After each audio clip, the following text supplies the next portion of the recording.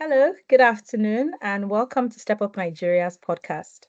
Our podcast is an initiative built to create awareness of governance issues that highlight the real cost of corruption and its impact and provide solutions to service delivery challenges faced by everyday Nigerians. My name is Ferami Ioda, and I'm the host of this podcast. Welcome. Now, colleagues, you've been seeing what's been happening with USAID. We're not even sure that when this podcast airs, USAID will still exist or not. And with major donors who receive their funding from the US government scaling back, alongside other countries cutting or streamlining their own foreign aid, I think it's time for us to wake up. And so we're asking the questions, how can Nigerian civil society keep up the good work going and thrive without relying so heavily on international funding? Is it even possible to do that, to continue the work that we do without foreign aid? These are the questions we hope to answer. So on this podcast, we'll be exploring these issues with some friends of Step Up Nigeria, who are representatives from Nigerian civil society, government, and engagement with the private sector. This conversation will explore the immediate and long-term implications for development projects in Nigeria and also strategies for building a resilient, self-sufficient development ecosystem that is driven locally. So I'd like to ask my guests to introduce themselves. We'll start with Akin, then we'll go to Dr. Daramola and then Emmanuel. So let's have Akin first. Hi, it's good to be here. Thank you so much, Fermi, for inviting me. My name is Akinwunmi Akinola. I'm the Behavioral Insights Lead at the Policy Innovation Center. And what we do principally is to use evidence from behavioral insights to design innovative solutions, be it products, service, or even policies. It's good to be here once again. Thank you. Good afternoon, and thanks, Ferami, for the invite. And thank you to Step Up Nigeria. My name is Bukola Daramola. I work in the Nigerian Institute of Social and Economic Research, where I'm an associate professor. And what we do in NISA is to provide evidence to influence policy. Essentially, that's what we do. It's good to be here and to be part of the conversation. Thank you. Thank you. Yeah, and good afternoon. Thanks for me, and thanks to Step Up for the invitation. My name is Emmanuel Bosah. I'm the Director of Programs at the Integrity Organization. And we, for 30 years, have worked in advocacy and leading efforts and leading interventions that lead to corruption prevention in Nigeria within the private and the public sectors. So lovely to be part of this conversation. Thank you. Thank you very much. Welcome, Akin. Welcome, Emmanuel, and welcome, Dr. Darmola. So to kick off, how has, and this is to everyone really, but I'd like to hear thoughts from Emmanuel first. How has USAID funding influenced the development landscape in Nigeria? As you said, you guys have worked, in this space for 30 years. What vulnerabilities do you think civil society face with this stop work order? What has been this immediate impact of the aid freeze? So let's just get everyone's thoughts.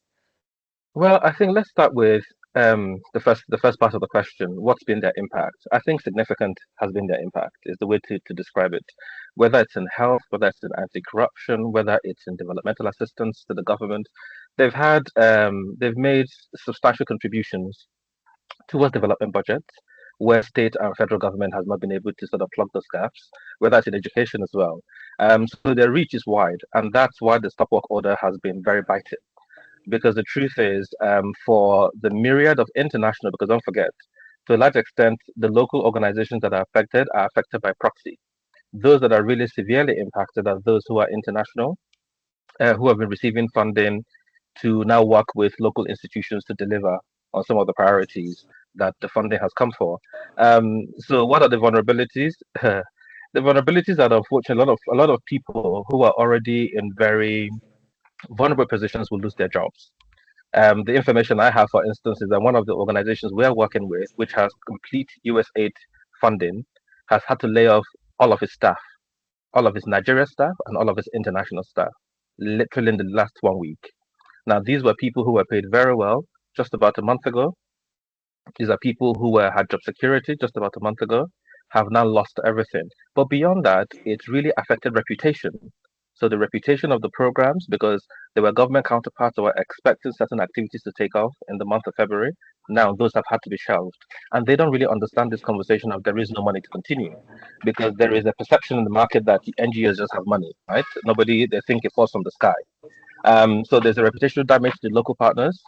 There's a tension with international partners. There's a legal dimension to it.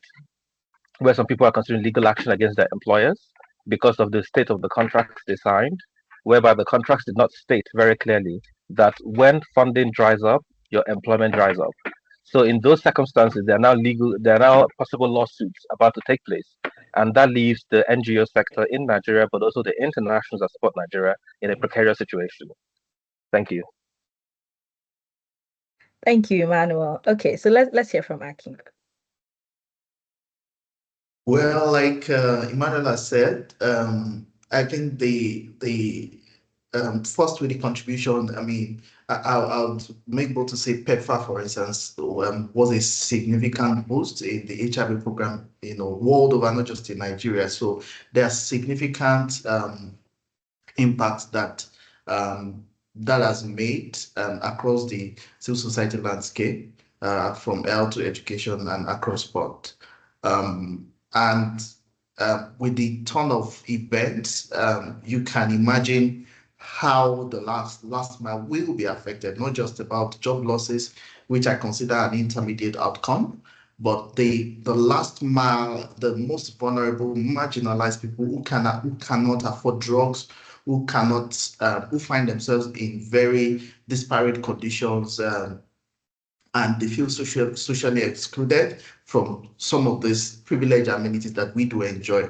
I think that is quite burdensome if you look at the size of people that are being impacted by this, and also because it's a bit quite sudden. I think it's going to take some time to be able to deal with the emotional instability and the shocks that come with this kind of event.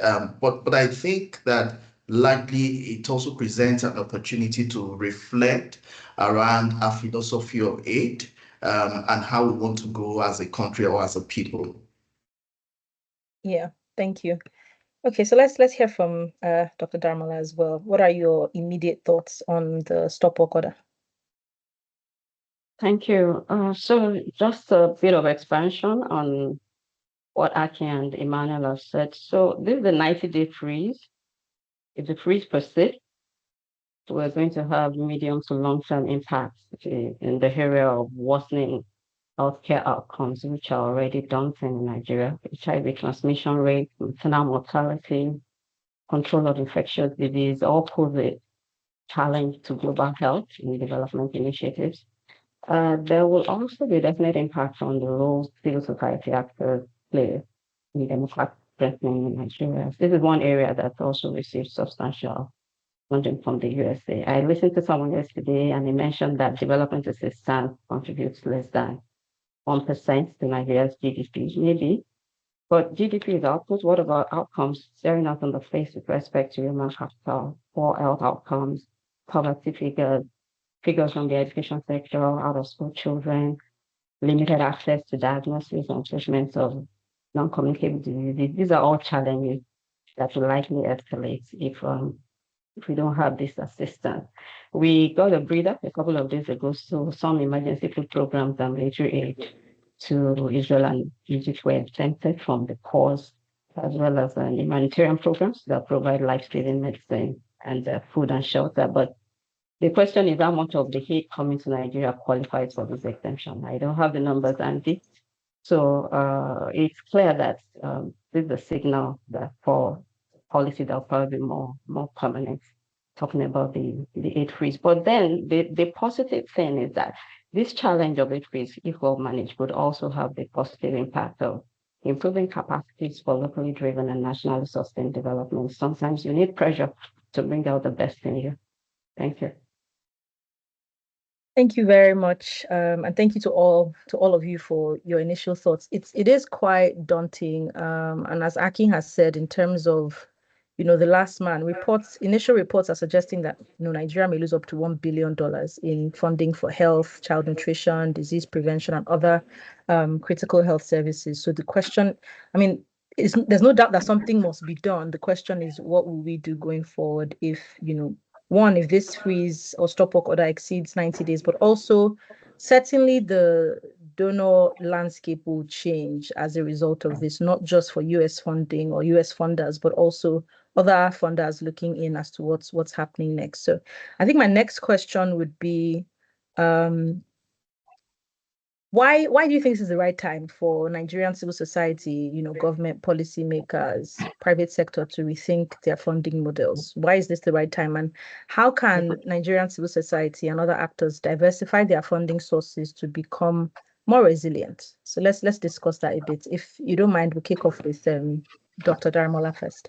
Okay, so I think it remains to be seen if the funding rules from the US suspension can be replaced by diversifying sources of funding. But clearly, we need to do something.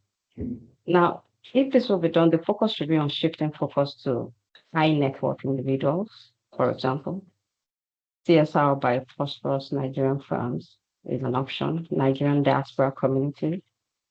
And then CSOs would also have to engage governments at national and subnational levels to fund critical sectors affected by the recent funding freeze. And how do you engage governments? So we must understand that foreign aid is designed to align with foreign policy priorities. And using that same principle, if you're going to get aid from national or subnational government, then you need to design programs to align with their development agenda as well. So CSOs will need to familiarize with the current development agenda of government, plug their programs to complement the priority goals that are set out there, just to give them some leverage to access funds from national and subnational governments. I must say, however, that it will be difficult to fill the US funding shoes in the short run. However, we need to look through adaptive and realistic resource mobilization strategies in the medium to long term. Thank you. Thank you. Thank you very much. So Akin, let's hear your thoughts as well. Why is this the right time? And how can we begin to become more resilient in the area of funding? I think now is not even the right time. I think the right time has been previous time. We had a boom in the industry at the time.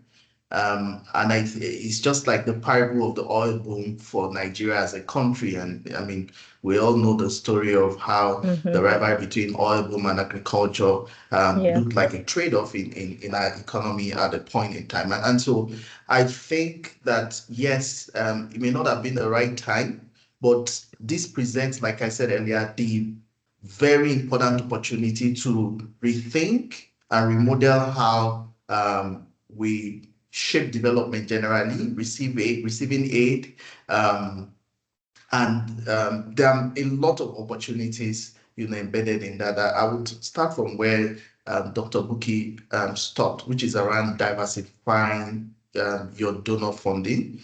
So we know, and if you've been tracking the donor landscape very well, you know that yes, this is a big hit, but yet there are some other donors that are even stepping into filling some of those gaps. You've seen that with Bloom.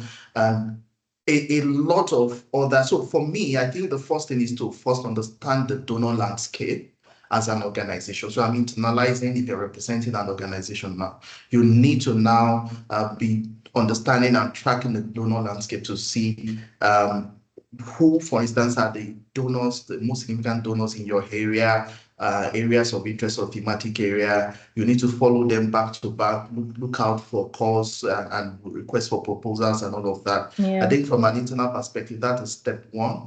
I think the step two also is to diversify. The sad part of this is that some organizations had up to like 70-80% dependence on one donor, and that's something that every organization needs to appraise from time to time. So diversifying donor dependence is, moving away from diversifying donors and moving from donor dependence is another way. Is not there are no easy answers, let me say, by the way.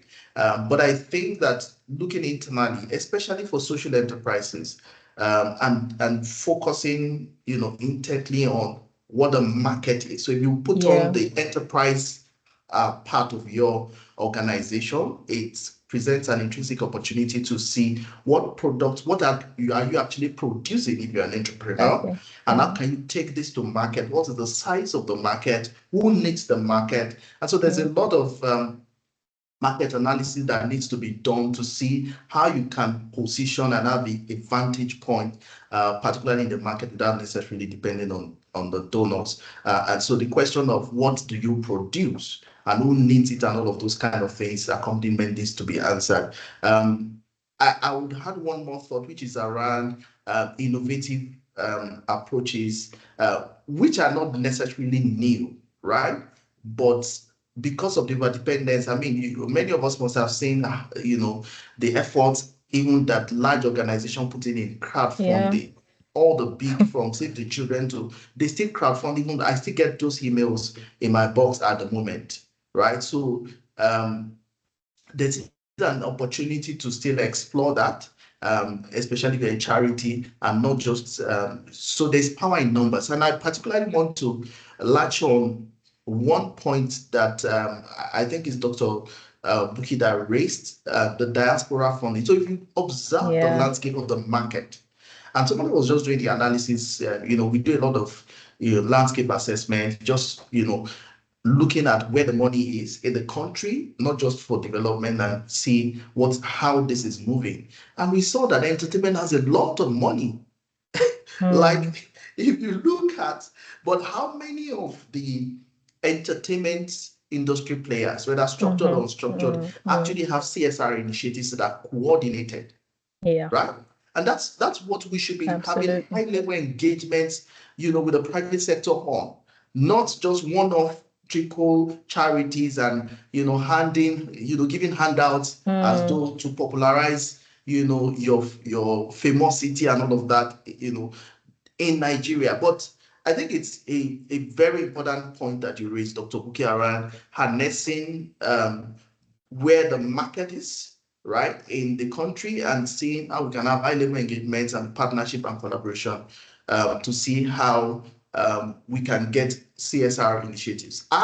For instance, if I were in government, I would push for government to actually kickstart that conversation. It needs to be driven by government. I would like to stop there. Thank you. Thank you very much, Akin. Lots to think about from both yourself and Dr. Buki. The key thing I think you said is in terms of synergizing efforts. We can no longer afford to be doing things in pockets, around the place. There needs to be some synergy within civil society itself, but also, with the government and other stakeholders. I'm thinking really about social enterprise, but I think I'll let Emmanuel go ahead before I talk about that, because that will lead to my next question. I have to be frank, I was itching to speak the minute Aki started talking, particularly when he made the comment around the diaspora funding. And I do agree. We do exist in the marketplace, and I think we've arrived at a point where the CSO sector has to understand and accept that it operates in the marketplace. So you don't go begging. You have to be strategic. You have to place yourself in such a way you're the right kind of partner that people want to work with. So let's establish that. That's part of the reason why a lot of them have problems today, I think, beyond just the funding from USAID more generically. And actually, let me make one very starting point. This is not unique. This is not unusual. In 2021, the UK government, when it was folding DFID, shut down all funding, closed all funding, particularly for anti-corruption. I remember because that's when I had joined my organization, and with the stop work order from the Americans even good. Theirs was a complete cutoff. So if you had spent money up until that particular day, you lost. They would not reimburse you for those funds. And then there was a hit to the industry, and there was the same conversations around we all need to restructure, we all need to come together. Let me tell you, it's beyond that. It's about you as an organization running a strategic institution that understands the marketplace and is best placed to identify and understand these risks and identify opportunities to get out of those risks. And what are your contingency plans when your risk profile is not sufficient to cover the risk landscape? Yeah. Let's make that very clear as a starting point. But let's talk about this diaspora funding very quickly. Yes, it is a pool, but why is it that Nigerians cannot access those funding? Why is it that traditionally they can't access those funding? Ladies and gentlemen, it's because the trust level is very low. There's a lot of opacity and lack of transparency amongst Nigerian NGOs. If you ask some of them, do you keep your records? Do you file your taxes? Are you completely, transparent about all your processes and standards and evaluation metrics or whatever? So for those that receive those international funding, there's that localization strategy element where they try to build their capacity to get to that point. So that is the reason why what I'm trying to do is shift the conversation. So rather than talking about what are the new funding opportunities or the new funding styles we need to adopt, is to begin to ask the question of, are we structured enough to receive the funding? 95% of all funding to UK charities come from the what you call it, the lottery commission. It's all domestic. Only like 3, 4%, 4.5%, including admin charge, comes from abroad, which is when people are trying to buy influence with universities, like the Chinese are doing right now. That's when those funds come in to fund the institutes within Cambridge and Oxford, for instance. But beyond that, how can Nigerian organizations leverage what we already have, but more importantly, demonstrate that they are trustworthy enough and that they are transparent enough how to do business to qualify for those funding, even if all the Zenith Bank has a foundation, Dangote has a foundation, Tiwa Danjuma has a foundation. Um, I actually am aware that I will not mention the name, that one huge bank had a CSR budget of 4 billion for just one particular activity around youth empowerment. But the youth empowerment was to give a particular big star of ours, a Nigerian musician, about 400 million to do a public campaign. That is ridiculous because one, we don't even understand what CSR means. That's because we use it to promote ourselves, to self promote. Number two, there's no trust of Nigerian CSOs to give them funding. Number three, even if there was trust, people don't know how to sell themselves to make themselves available and capable of being funded. So I will leave it at that. So I think the conversation, I want to broaden it beyond just what are the funding opportunities that non-traditional funding part. Yes, all of us are doing that. Like Integrity moved on and stopped receiving funding from USAID a while ago. This new funding only came in a year ago. The USAID funding we have came in a year ago, and now that it's gone, we don't even care. We're moving on to other things. We even have another fund to cover. But beyond all of these, are you ready for what the marketplace is looking for? Thank you. Thank you. Thank you very much. And I think you've started, a larger conversation. I'm sure Aki and Dr. Buki are itching to jump in. So as we're ruminating on those thoughts, key things we've talked about include innovative strategies, positioning yourself, learning how to engage, thinking about what product do we have that is sellable. And I think I agree that civil society needs to start thinking about internally generated revenue. What do we have that is unique to us, that positions us, to create a demand in the market for what we're producing and then generate income from that. So there is a lot to think about there. So I think we've already kicked off my next conversation in terms of what does locally led development look like to you? Of course, there will be long-term implications if there's decreased international funding in terms of Nigeria's development trajectory. Because like you said, even if there are positioning problems, if this money dries up, then a lot of the work that we're doing to prevent corruption, to prevent the long-term effects of corruption will also lead to a decline in our own trajectory. So we've discussed some, but are there other, innovative strategies that we've seen other countries employ, civil society globally, not just in Nigeria, and even learning from your own organizations in terms of how you've learned to withstand these shocks? So can we speak a bit more about those and see how we can replicate those models? I think we can go to Aki. Okay, in addition to what I've said, it just occurred to me to mention you can actually also build a reserve, right? So organizations, whether you are CSOs or what have you, you are supposed to have a reserve. And that speaks to how you are organized as an entity in Nigeria. So I would expect that your reserve, for instance, should be able to cater for shocks like this, and enable people to balance, achieve some level of stability. I think that's looking into reserves, and there's a concept also called cost recovery, which means that if you could have, for instance, the opportunity of, I talked about looking internally around products.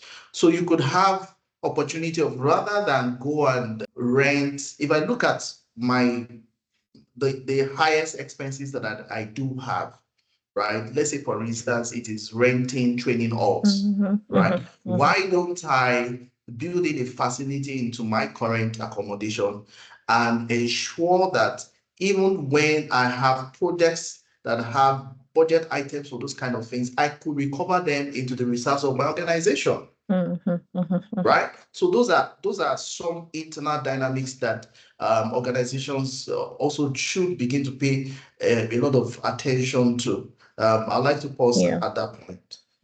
Thank you.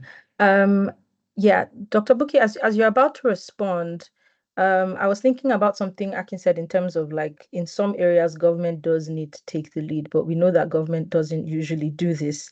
So in terms of like policy from your standpoint, what do you think government needs to do in this circumstance? And as well as any other thoughts you have. Yeah, okay. So there are specific roles for government and there are roles for the civil society.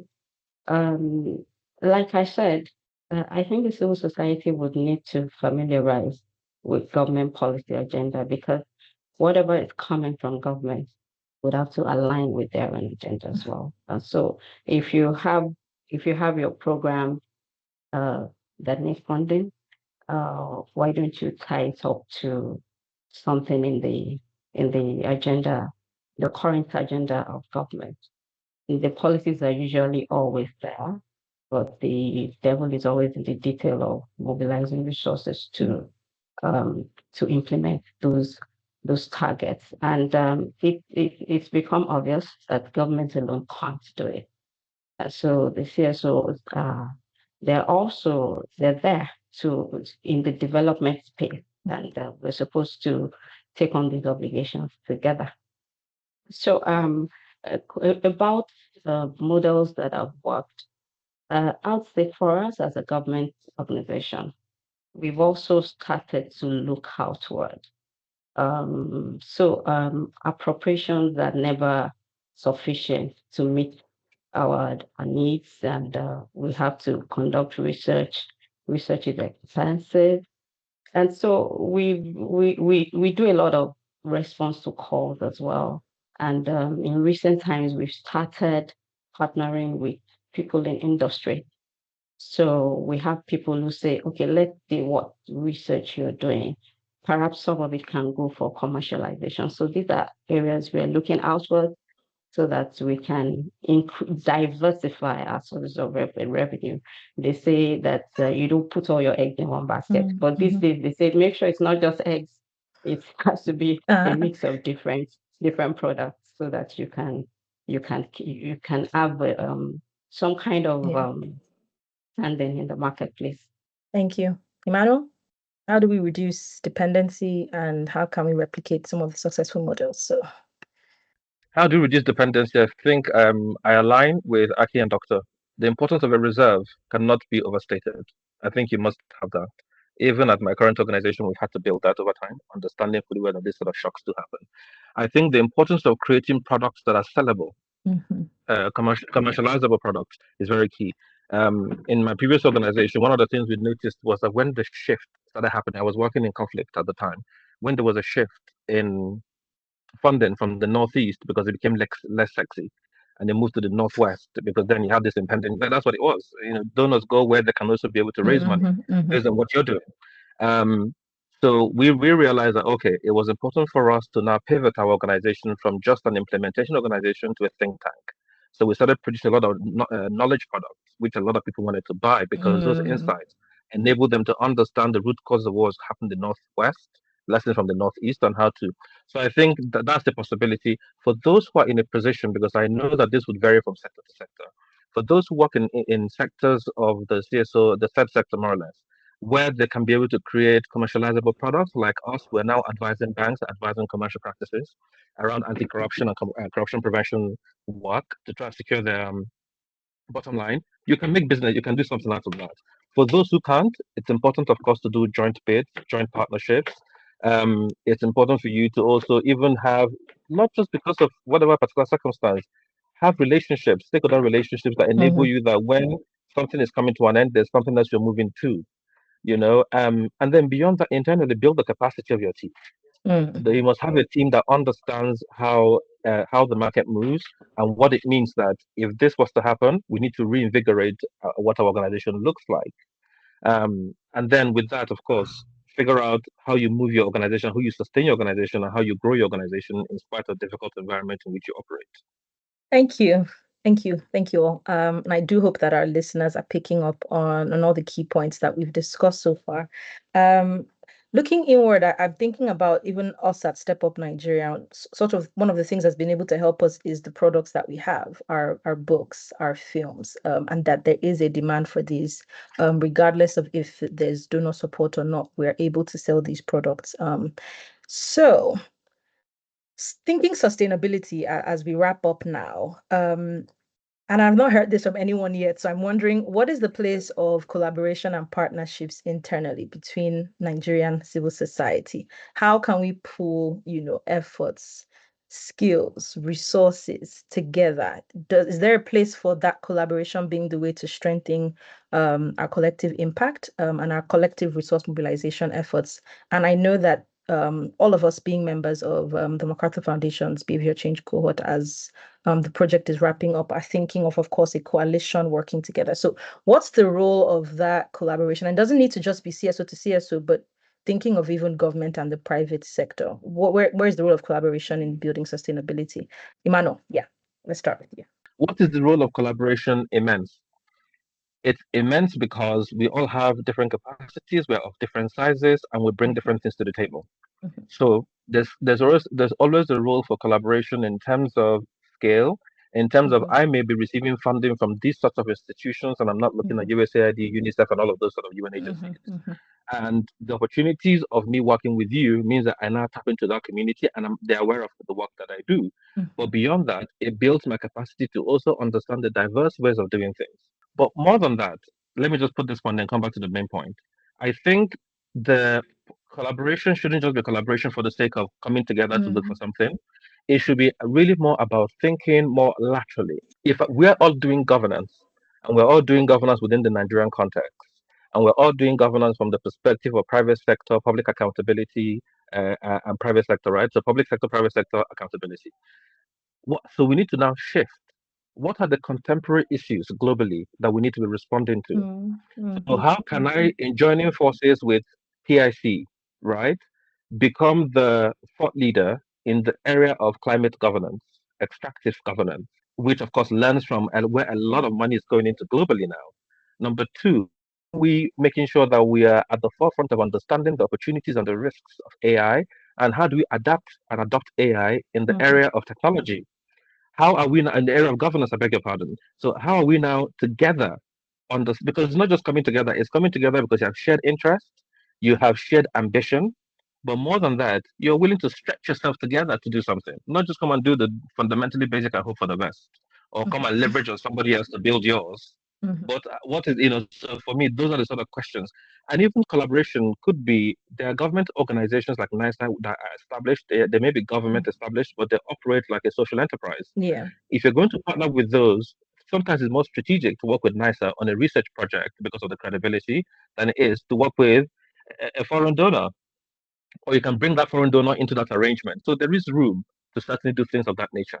And I think, but with government, I'm always worried about the corruption element because I know that the Lottery Commission in Nigeria equally does give us some grants apparently, but I also know that there's always the request for what am I getting out of it.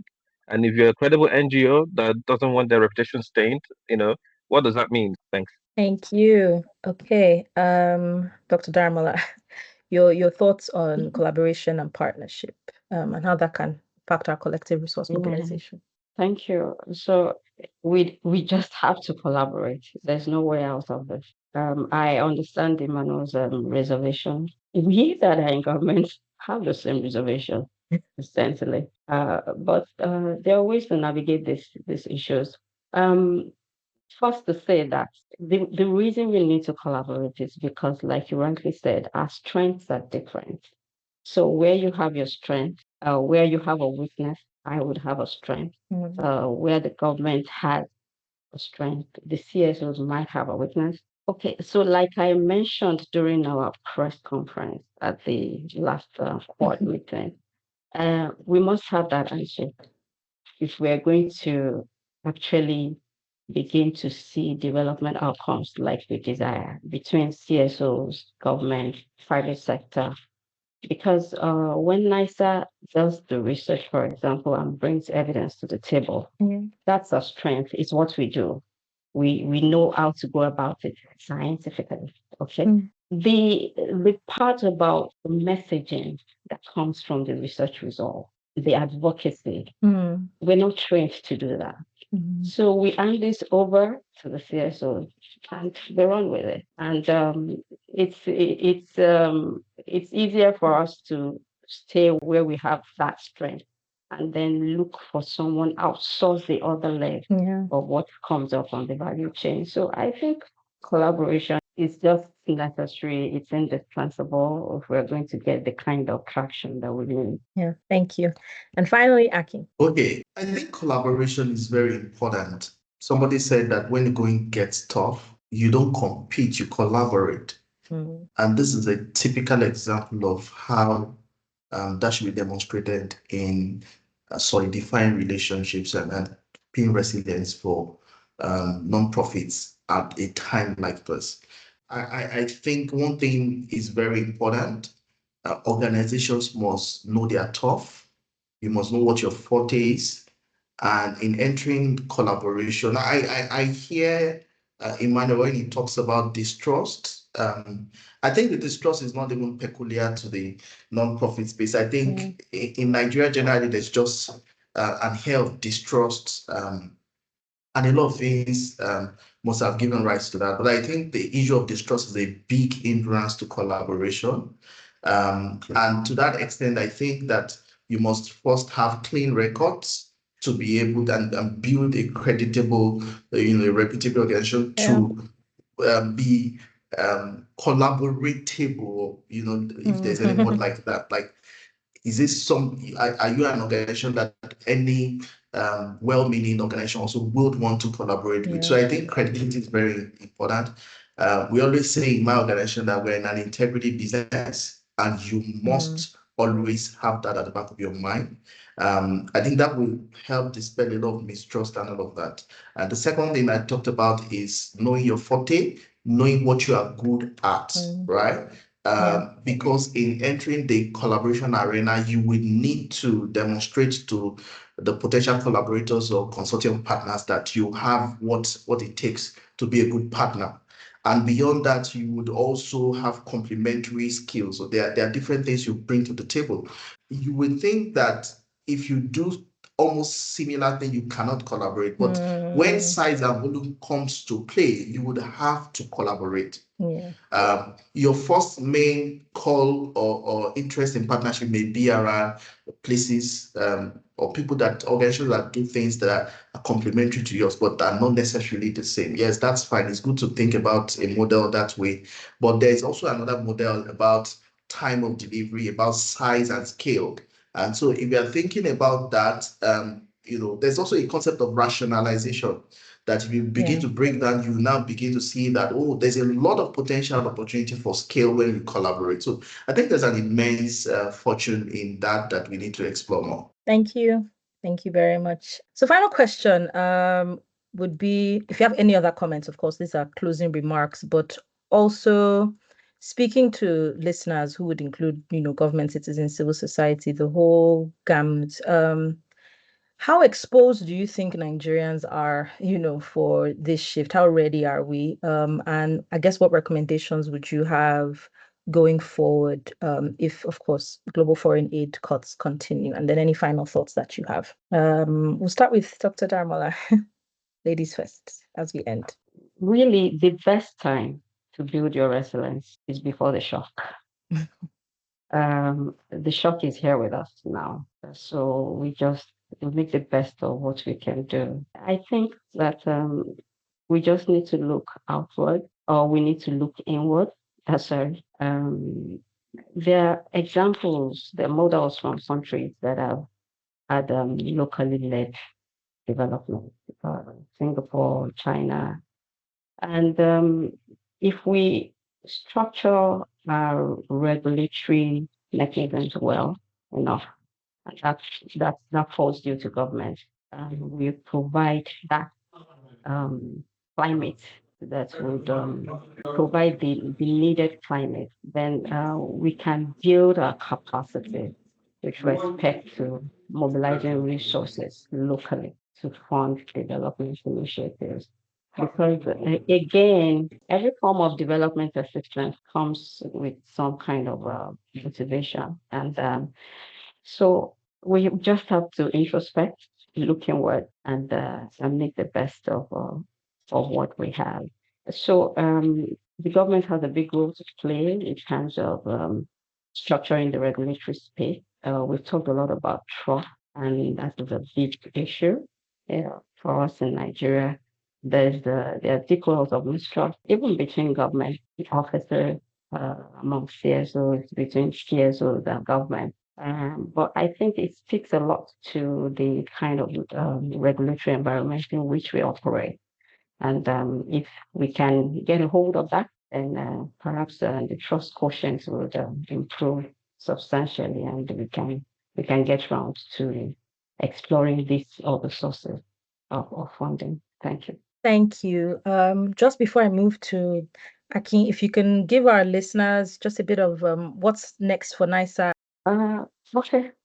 So I guess I'll just NISA is open to collaborators. Okay, we're a public institute, we're government funded, but we have a lot of partners, with TSOs and private partners, and what we do is to provide evidence with a background of scientific research. We provide evidence that influences policy. Thank you. Thank you very much. Okay, over to you, Akin. I think most of the things I wanted to say has been said, but I would need to add that in terms of there's a concept around indigenous research which talks about you are driving research. We call it decolonizing research, which means that you are driving research using participatory approaches and engaging the communities and all of the people that are important stakeholders in that process. I think now is the time for us as a country to really, really reflect about how we want to collaborate, not just at high level, but to community level. And so in implementing things like the diaspora funding, where does the money go to? Many times the funding goes to relative, right? It goes to villages. And in those villages, you see people do what? They build houses they never live in. Yet in the same villages, you actually have schools that do not have facilities to accommodate students. So what is happening? I don't know if you get what I'm trying to say. So the concept of bottom up approach to development needs to take center stage, the front stage right now, where the Diaspora Commission, the Bureau of the Budget and National Planning that oversees sites, non-profit space, and the respective actors actually can see how funds can be pooled for common goods, social causes, right? So it's not enough to just raise the funds. It's also about how you want to ensure that that fund trickles down to the last mile, including the village man who is not sensitized or socialized about the use of money, but can brag about my uncle built a 10 duplex mansion in the village. Yes, your children cannot afford school fees, or when they go to school, they don't even have classrooms to school. Yes, these buildings are not, they're not doing us any good. So that collective action this conversation needs to expand to build trust. It needs to expand to forming pool funds. And it needs to expand to creating direction, bottom-up direction for development. That's what I think. Thank you very much. Bottom-up development approach. I think that's been the consensus from our last two speakers. So as we wrap up, we'll have Emmanuel's final thoughts. Well, my final thoughts a bit more overview, because I guess if I was asked what do I want to take away from this, it's really to try and help those who are in the midst of this challenge to really reflect quite objectively of what it takes to get out of this problem. And like Dr. Daramola said earlier, not being it in the first place. The way to build resilience is to be prepared before the problem comes. So the first thing is to start with the last question you asked. I think it's more about more honest collaboration. I think we need to stop seeing each other as competitors before donors and begin to see each other as partners in progress, as partners who have shared values and shared interests. And by virtue of doing that, really always think, how can I together build a more solid, sustainable, resilient sector? whatever the development effort is. And the time is now for that. Number two is advice to any single chief executive, executive director, whatever you call yourself, who heads a local, regional, national, international organization, but is Nigerian owned. Be strategic. Always operate according to a plan. Make sure that you understand the climate in which you operate. Let this be a guiding light in ascertaining that obviously nothing is ever cast in stone, even if you have a 5-year grant. You need to always prepare, whether it's building a reserve, whether it's making sure you diversify your funding pool, whether it's the way you choose to implement. It's important to be very strategic, have a plan in place, and always follow that plan very closely. Number three, you have to think long term in everything you do. Organizations, many of which, of course, do not have the capacity yet, are not long term thinking. And Yeah. what that does is that they get caught out in the middle when such things happen, and they typically do not have a strategy out of it. And sometimes it's not their fault. They do not have the team, they do not have the advisory board, they do not have the institutional capacity to be able to navigate. So these are things that organizations need to start building into their systems. And what that does on the trust level is that beyond helping you run a solid organization, it puts you in a place where you meet those requirements of transparency, accountability, openness. That makes it easy for you to attract funding, no matter the difficult circumstances you find yourself in. And then think outside the box. How is the market moving? USAID funds 6 particular areas of intervention around AIDS, healthcare, anti-corruption, and so on and so on, and energy and so on. What else is happening out there? Okay, this also speaks to the importance of being commercially aware, understanding what foreign policy. I think what Dr. Daramola that started on us on that note. What are the foreign policy considerations now? Everybody knew that Trump was of America first. So why are we all shocked that he took away funding? If you were someone that was following the news and understood what Yeah. you were reading or what you were listening to, you should have been prepared for this. You should have had a contingency plan the Yeah. minute it was looking like he was going to win and there was a transition period. So we need to start thinking outside the box, think like policy people, understand the global dynamics on local actions and local outcomes. All of those do matter. And then, please, in the midst of that, approach non-traditional funding partners. Mm. Think of them. Private philanthropies abroad, family trusts and family funds, they do exist. Even integrity is tapping into one. But so it's important to always think outside the box and understand what is out there. Who don't go to the same ones that are oversaturated and have a lot of demand on them already. Find new ones that are looking for innovative things to fund. And then I want to end on this note. This is leading on what Akin has said. I thought it was such an important point, and it goes back to the question of value, what we value as a society. We need to really begin to reevaluate as a people our mindset. I talked about earlier 96%, 95% of the funding to CSOs and charitable work in the UK comes 100% from UK sources. They don't get money from abroad, not to a large extent. It comes from me and you, people who live abroad, British citizens who contribute to funds, who play the lottery, who contribute to calls whenever there's an appeal. Mm. We need as a people to begin to do that. Yes, all of that's a product of also building trust in this our zone of weak governance. We need to do that. But alongside the government, civil society, the narrative has to shift towards we must raise our own money locally to solve our own problems locally. South Africa is having that conversation already, Mhm. right? Unsurprisingly, I suppose.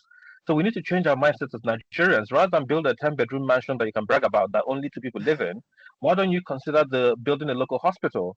Why don't you consider being prideful that you built something that actually added value to your community, but serves as a 100%. social good that reduces the risk to your well-being? Because I always tell people in your medium security prisons, you always forget that if you build a good education system, people will have the critical thinking skills not to come and rob you because they can find their own way in this world. Mhm. Mhm. So we need to reevaluate the value system we have, how we choose to build to develop our country, and underpinned by that is it must be Nigerian solution to Nigerian problems. Thank you. Thank you very much, Emmanuel. Great way to conclude the conversation. A lot to think about, and I hope our listeners had a book and a pen at some point while they were listening. And I do hope that civil society can take lessons and learning from this going forward. So a big thank you again to Emmanuel Bosah from Integrity Organization, to Akinwunmi Akinola from the Policy Innovation Center, and also to Dr. Bukola Daramola from NISA. It's been a great pleasure to have you all on our podcast today. Hope to invite you again some other time, and hope to collaborate with you further through this year to push locally driven development in Nigeria. Thank you all very much for your time and wish you an enjoyable week. Thank you. Thank you for having us. Thank you. Thank you. Take Thank care. you very much. Thank you. Bye-bye now. Thank Thank you. you Take all. care. Thank you so much. Thanks, guys. Bye-bye. Bye. Now to our listeners, thank you so much for joining us on this podcast. We hope that it's been a useful one for you and that you've enjoyed all our conversations today and that it has helped you to think through solutions for locally driven development. If you'd like to follow up on some of the speakers today and the work that they do, you can follow NISER, which is NISER, all capital letter, NISER Official on LinkedIn, Instagram, and X. On Facebook, they are NISER Official 1915. If you'd like to follow Akin at the Policy Innovation Center, on Instagram, they are Policy Center NG, and X, the same handle. And then finally, if you'd like to follow Integrity Nigeria, they are all capital Integrity, INTEGRITYNGR, Integrity NGR on all their social media handles. And of course, don't forget, if you're listening to this podcast for the first time, we are Step Up Nigeria. Please follow us on social media at step_up on Nigeria on Twitter and on X. And follow us on LinkedIn at Step Up for Social Development and Empowerment in Nigeria and Step Up Nigeria on Facebook. My name is Feranmi Ioda. I'm Director of Programs for Step Up Nigeria, and I hope that you've enjoyed this podcast. See you on the next one. Thank you. Bye-bye.